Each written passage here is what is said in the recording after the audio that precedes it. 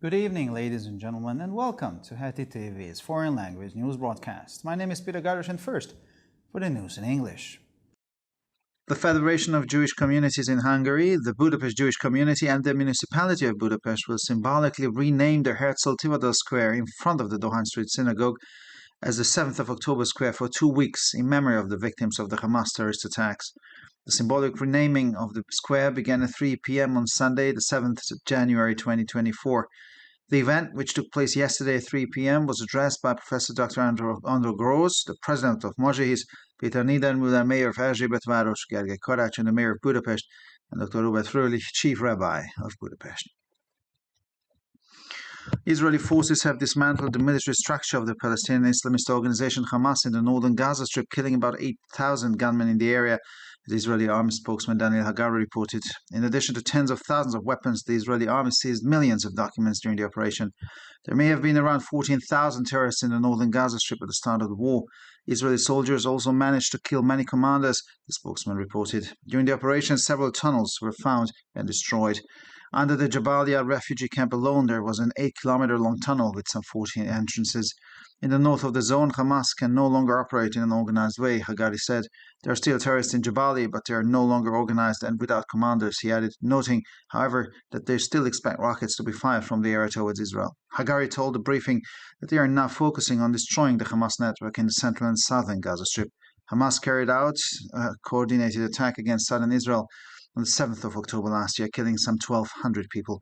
In response, Israel launched a comprehensive operation to eliminate Islamists in the Gaza Strip. Former Supreme Court Chief Justice Professor Aaron Barak has been chosen to join the panel of judges on behalf of Israel at the International Court of Justice in The Hague, which will hear the case of South Africa accusing Israel of genocide next week. I will be Israel's designated judge in the application of the Hague Tribunal, Barak said in response to a request from Channel 12. The plaintiffs and defendants have the right to appoint a judge on their behalf. The decision to appoint Barak was taken by Prime Minister Benjamin Netanyahu on the recommendation of Attorney General Gali Baharav Miara. Barak, 86 years old, Israel's most respected jurist, served as a judge from 1978 to 2006 and as Chief Justice of the Supreme Court for the last 11 years. Barak, a Holocaust survivor, is internationally respected and considered an ally of all but Prime Minister Benjamin Netanyahu. On the occasion of Orthodox Christmas, the Russian Patriarch has called for forgiveness for those who have returned to Russia in repentance after leaving because of the war in Ukraine. If people who have left Russia and even spoke out against it in some way return with the understanding that they have in fact made a mistake, the homeland cannot reject them, said Patriarch Kirill. Russian President Vladimir Putin spent Orthodox Christmas Eve with relatives of soldiers killed in the special operation in Ukraine at the presidential residence in Novo-Ogaryovo, where he attended the liturgy with them. Putin stressed that the members of the armed forces will defend the country's interests even during the holidays and promised the state's support to the families of the soldiers who lost their lives. And finally, for the weather, snow showers and sleet may develop in certain places in the evening. Tomorrow, cloudy weather is expected everywhere. The temperatures will average around -10 to -3 degrees Celsius in the morning and -2 to +2 degrees Celsius in the afternoon hours.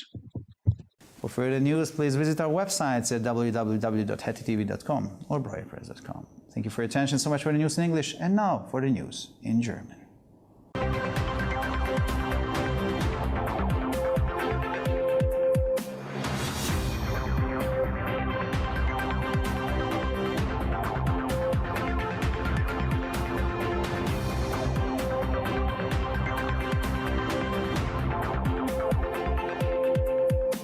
Schönen guten Abend, liebe Zuschauer. Mein Name ist Peter Gardosh und nun zu den Nachrichten auf Deutsch.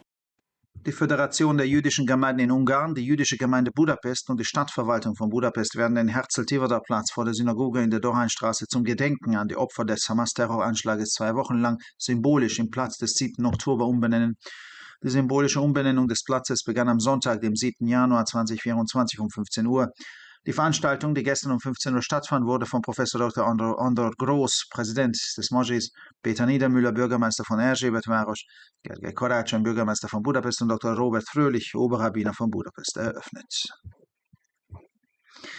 Die israelischen Streitkräfte haben die militärische Struktur der islamistischen Palästinenserorganisation Hamas im nördlichen Gazastreifen zerschlagen und etwa 8000 bewaffnete Kämpfer in dem Gebiet getötet, wie der israelische Armeesprecher Daniel Hagari mitteilte. Neben Zehntausenden von Waffen beschlagnahmte die israelische Armee bei der Operation auch Millionen von Dokumenten. Zu Beginn des Krieges dürfte es im nördlichen Gazastreifen rund 14.000 Terroristen gegeben haben. Den israelischen Soldaten sei es auch gelungen, viele Kommandeure zu töten, sagte der Sprecher.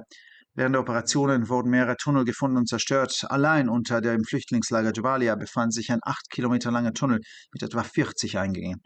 Im Norden der Zone könne die Hamas nicht mehr organisiert operieren, sagte Hagari. Es gäbe zwar immer noch Terroristen in Jabali, aber sie seien nicht mehr organisiert und hätten keine Befehlshaber mehr, fügte er hinzu, wies aber darauf hin, dass man immer noch damit rechne, dass Raketen aus dem Gebiet auf Israel abgefeuert würden. Hagari erklärte auf der Pressekonferenz, dass man sich nun auf die Zerstörung des Hamas-Netzwerkes im zentralen und südlichen Gazastreifen konzentriere. Die Hamas hatte am 7. Oktober letzten Jahres einen koordinierten Angriff auf den Süden Israels verübt, bei dem etwa 1200 Menschen getötet wurden. Daraufhin leitete Israel eine umfassende Operation zur Ausschaltung der Islamistischen im Gazastreifen ein. Der ehemalige oberste Richter des obersten Gerichtshofes, Professor Aaron Barak, wurde ausgewählt, um im Namen Israels dem Richtergremium des Internationalen Gerichtshofes in Den Haag beizutreten, der nächste Woche den Fall Südafrikas verhandeln wird, das Israel des Völkermordes beschuldigt.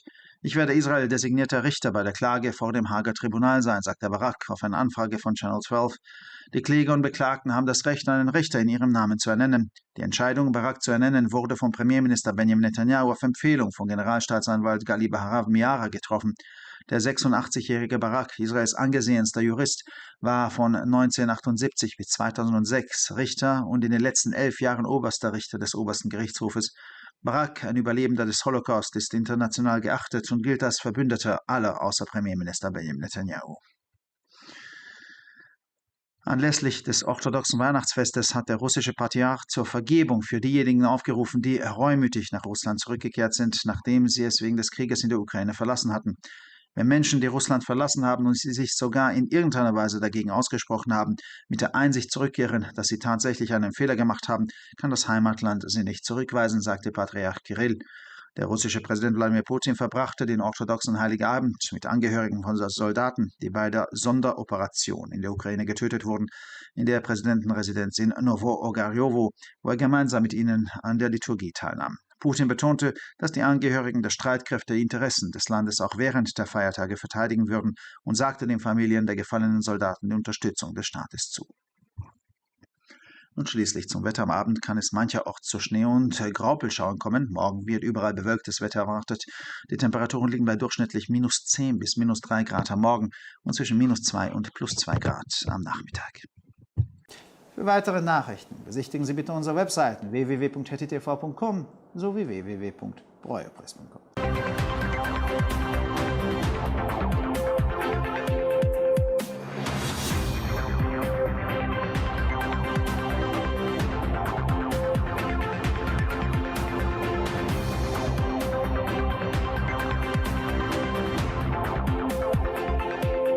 ערב טוב, גבירותיי ורבותיי, שמי אדם ברויר זאבי, ואלה הם החדשות בעברית. איחוד הקהילות היהודיות ההונגריות, הקהילה היהודית של בודפשט ורשות העיר של בודפשט ישנו באופן סמלי את שמה של כיכר הרצל מול בית הכנסת ברחוב דוהיין לכיכר השביעי באוקטובר למשך שבועיים, לזכר הקורבנות של פיגוע חמאס. שינוי השם הסמלי של הכיכר החל ביום ראשון, השביעי בינואר 2024, בשעה 3 אחר הצהריים. באירוח שנערך אתמול בשעה 3 נאמו פרופסור דוקטור אנדור גרוס, נשיא איחוד הקהילות היהודיות ההונגריות, פטר נידר מול ראש עיריית רובע 6, גרגי קורצ'וני, ראש העיר של בודפשט, והרב הלאומי ההונגרי דוקטור רוברט פרוליך.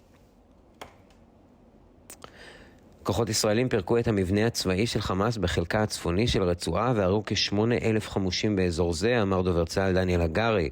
בנוסף לעשרות אלפי נשק, צה"ל תפס במהלך המבצע מיליוני מסמכים.